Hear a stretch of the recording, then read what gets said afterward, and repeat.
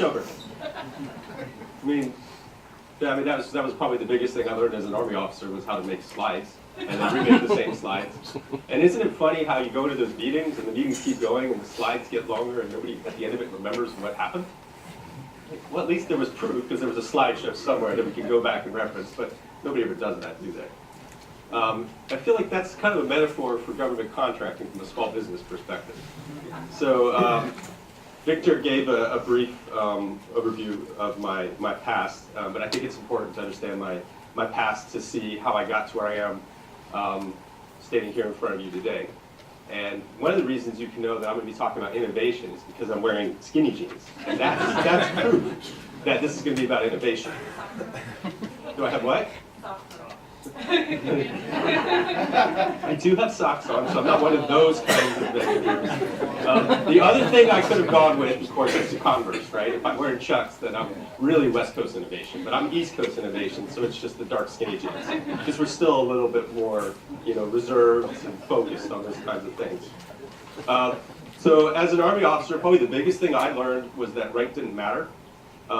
If you were really, really good at what you did, then everybody kind of let you get away with it. Because my commanding officer was always more than happy to take credit on his OER for everything I did.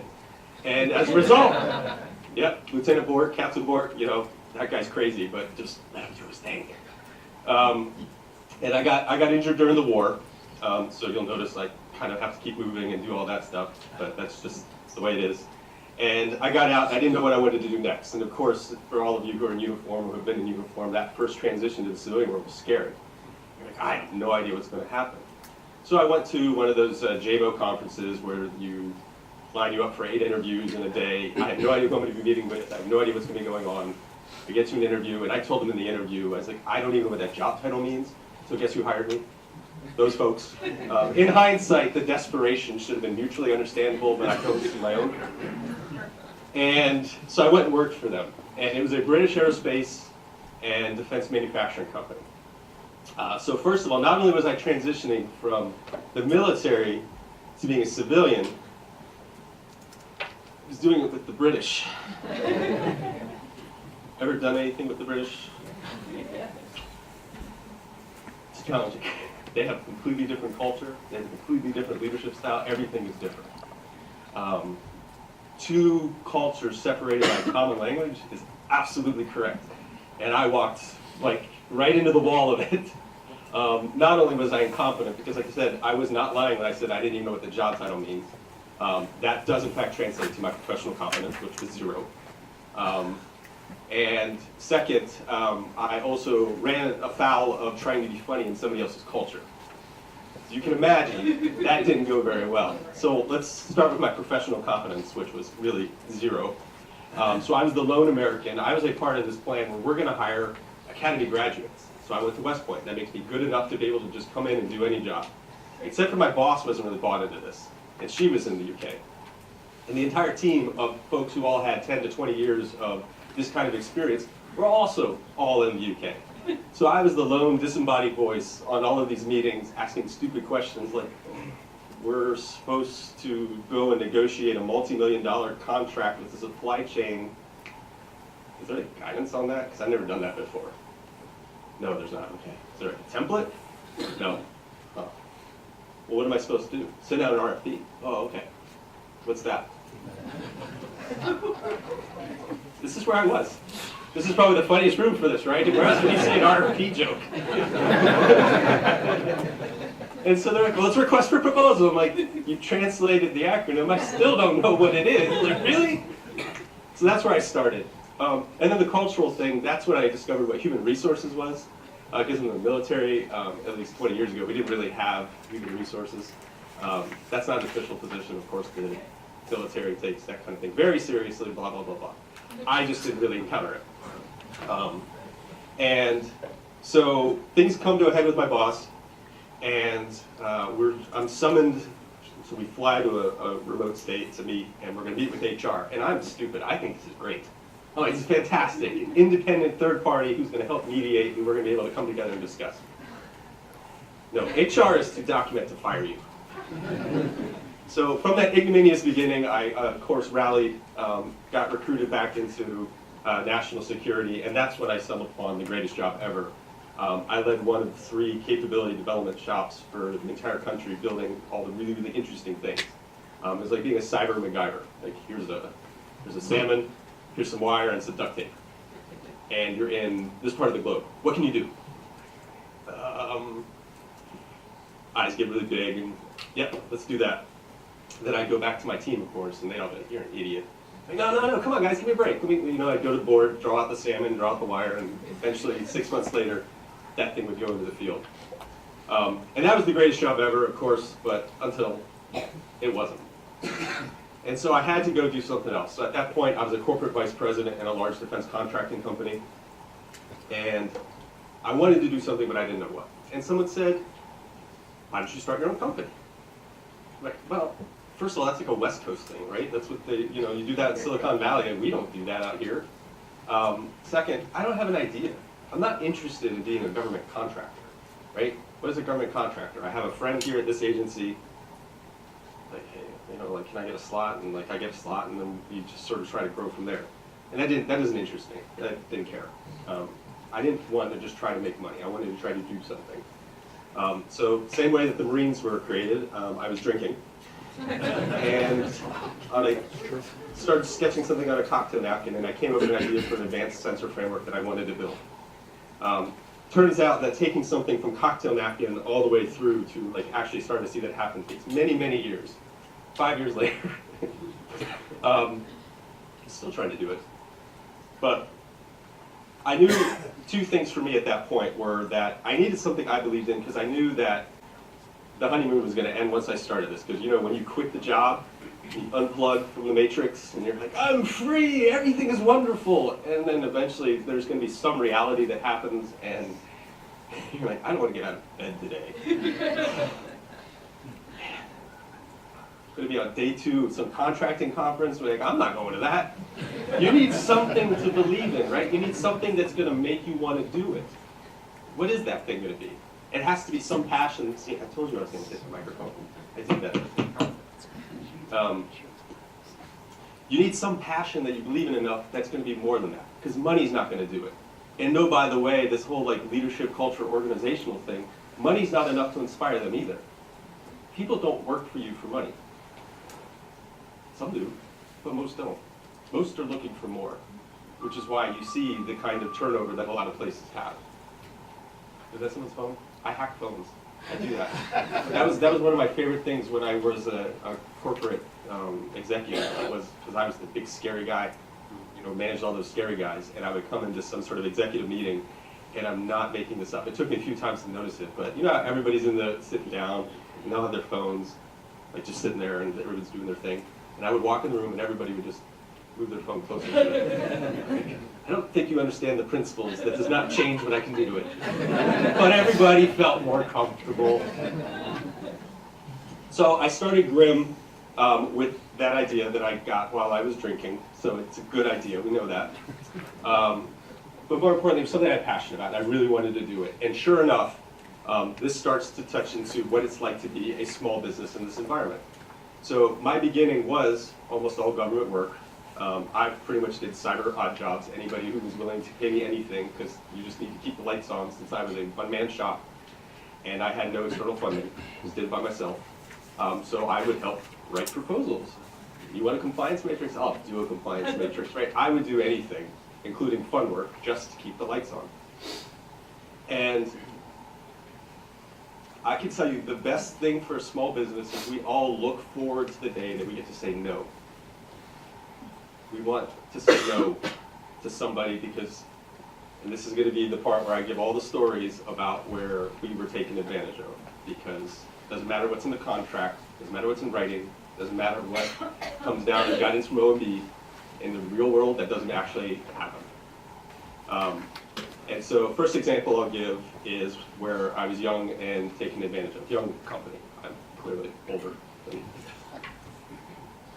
So we finally got some substantial work, and we're going to come in and they're going to white label us. And I think now I kind of understand why we're being white labeled, because I think they weren't actually allowed to subcontract, but that's okay because we were just employees of them.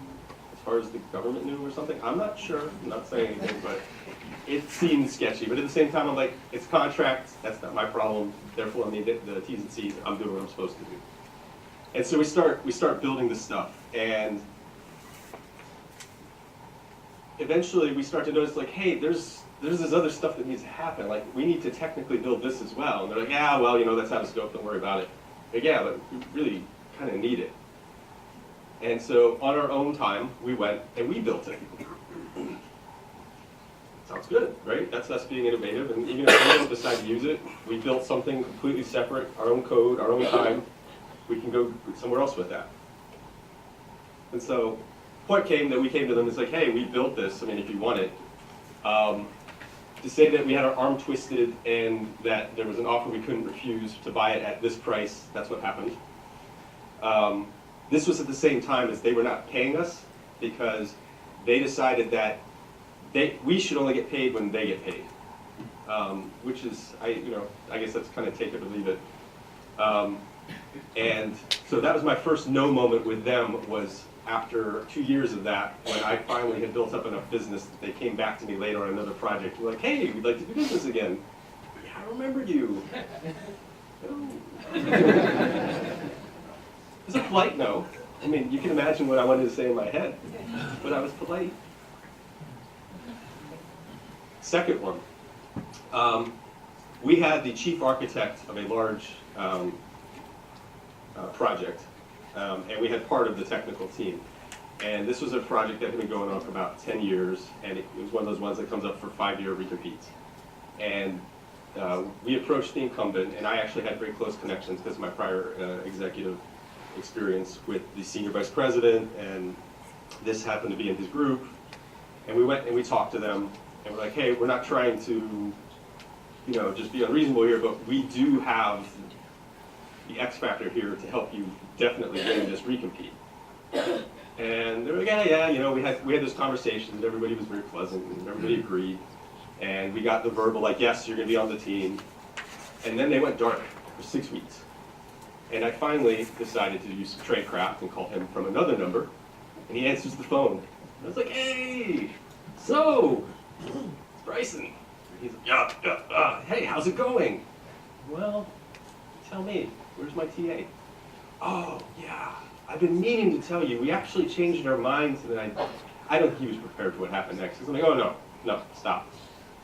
Let's be clear here. Did you intentionally take me off the street because I'm a threat, and you did not want me to compete, and you just were making sure that I was just out?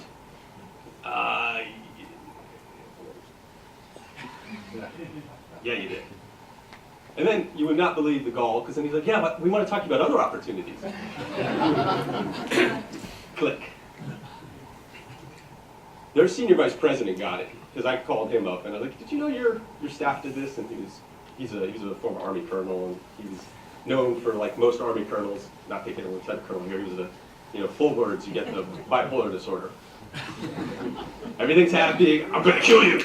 Right? There's really only 2 emotions that they have. He was one of those. So he gave the, I'm going to kill you. And it was interesting what he said to them. He's like, you made the biggest mistake. It was almost like something out of The Godfather. He's like, because now Bryson's got a vendetta. He's going to get even. And that's what I did. I went, found another prime, wrote the entire proposal, popped them up, and took it. No! That's my second no story. I love that one. That one's just great because it's like, you stabbed me. I'm going to stab you. And it's not that often that a small gets to actually return fire against the big and win. Most of the time, we return fire and then you never hear from us again. It's called the Jimmy Hoffa syndrome.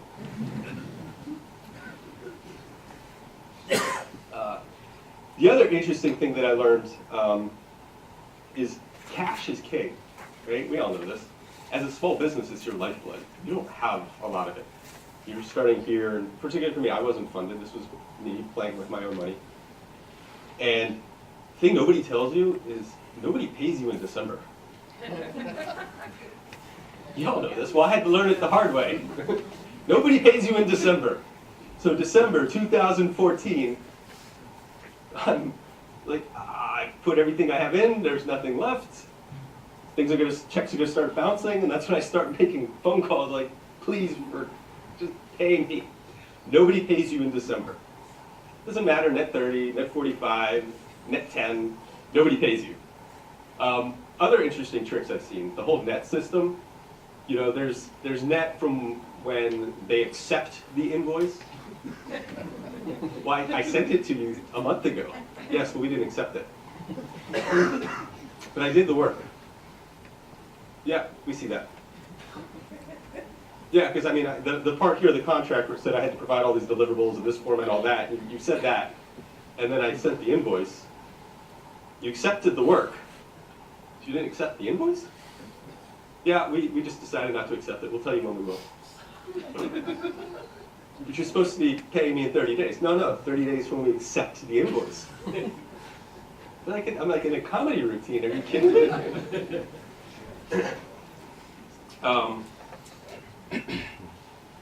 To be fair, that is not just limited to government contracting. I think one of the things that has made us special is while we grew out of the government sector, we're mostly commercial now. I promise you that's not because of all of these stories and I'm just like trying to run away. We do enjoy the mission. We very much enjoy trying to do that kind of work, but we have a very broad scope of what we do, and so we do work with car manufacturers and all of their tiers, energy companies, finance. We have a very broad and international clientele with Grimm.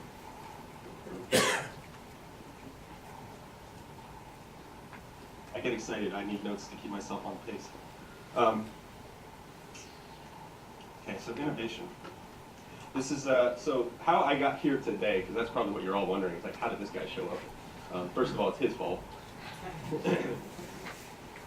It was a congressional study that I don't even know how I got there either. And I remember kind of showing up and walking in the room and like, where am I? What am I doing? And a lot of these stories and a lot of things that I shared for that congressional study, I think were illuminating as much as I was allowed to talk, which is interesting because in this nonpartisan review, of course, there were executives from government primes, and one of them decided to answer half my questions for me. That's a true story. That actually happened. Like someone asked the question, and the guy who's on the panel would answer it for me. They sort of sit there like, oh. Well, I know, it's just me. Just here. The young white guy. So what is innovation? And that was the thing so small business contracting. And that was one of the things I brought up at the 809 panel is what is the purpose of small business contracting? I think you could argue that there are two purposes. One, Congress believes small businesses should get money just because small businesses should get money. And the other is the hope that small business funding is tied to innovation. That's not completely true. That's what we hope. But if you look at the way it's set up, that doesn't necessarily make it so.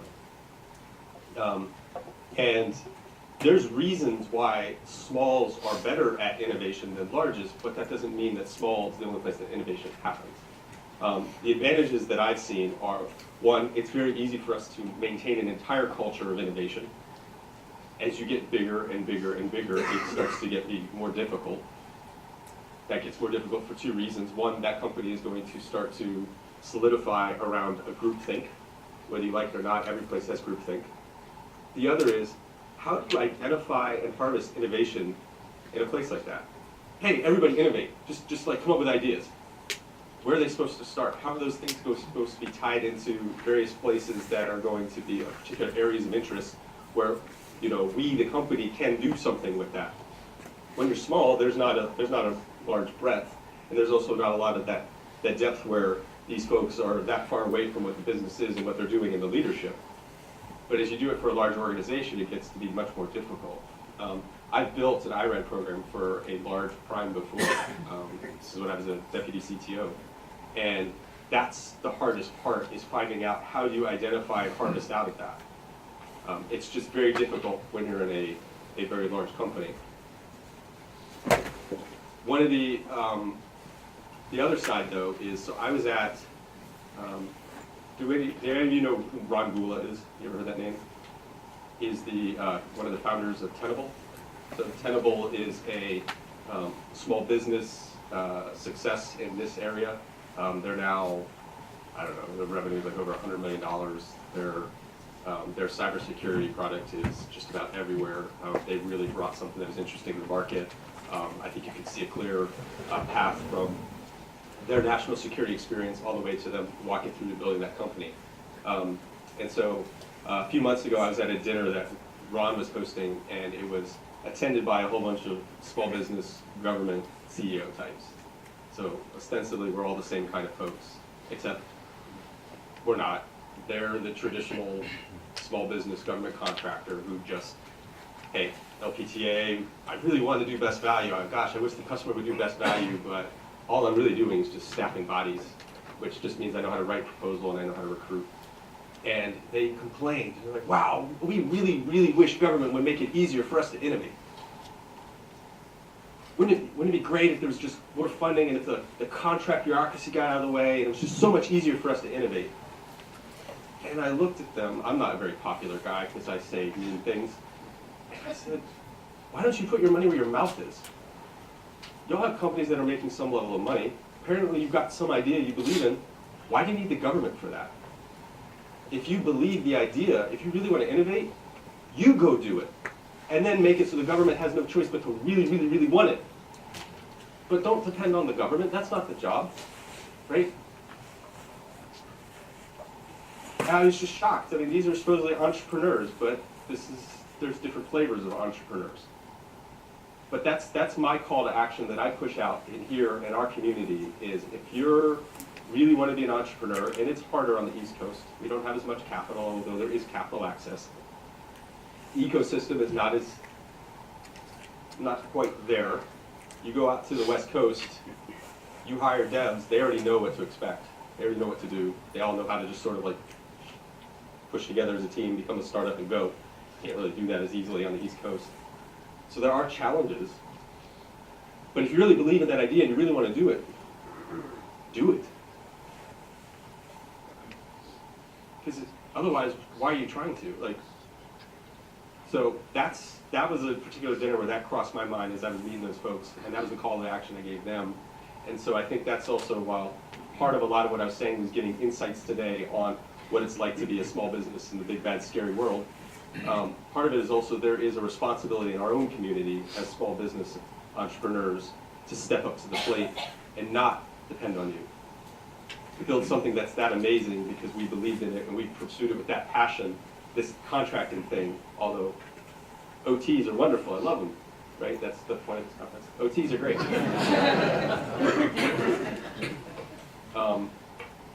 So thank you for your time. Appreciate it.